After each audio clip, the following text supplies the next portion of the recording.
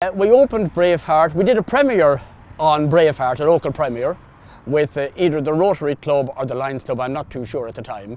And we played that for 6 weeks. You're playing to packed houses, and of course, if you have somebody in a film, chances are all their friends are going to come and see them. So we got 6 very good weeks.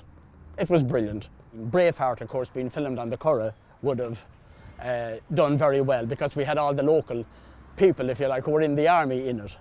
So an interesting time. So what was that like when they came and saw themselves? Oh, sure, they loved it. Now, I wouldn't have recognised them on the screen, but you'd hear guys in the audience pointing at the screen. Oh, look, there's me, or there's some. They all knew each other, you know, but I couldn't identify them. So it was an interesting experience. Of course, the market has changed so much. Years ago, you got away with maybe a one-screen cinema in the town with anything up to 500 or 600 seats, you know, and. As I said, you played it for the 2 nights and then you moved it on. And now, of course, the film distributors insist upon 2 weeks, even though there may not be 2 weeks in an area like this. So this is why you need the extra screens, 6 screens, 10 screens. And the more screens you have now, the better. So as I've said, cinema will survive.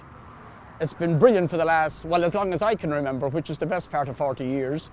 I think if they keep turning out movies, if Mr. Bond is still around in another 50 years, they're going to be all right.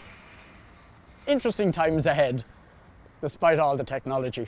So sometimes we would have to go to the Palace Cinema then, which was a real cesspit.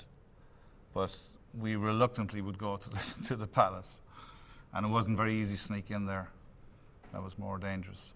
When you say a cesspit, you mean it was just filthy? Oh, filthy and dreadful, and mice and dreadful place. And that later became the Oscar Cinema, but it was the oldest cinema in the town here, the Palace. The Odeon came slightly later.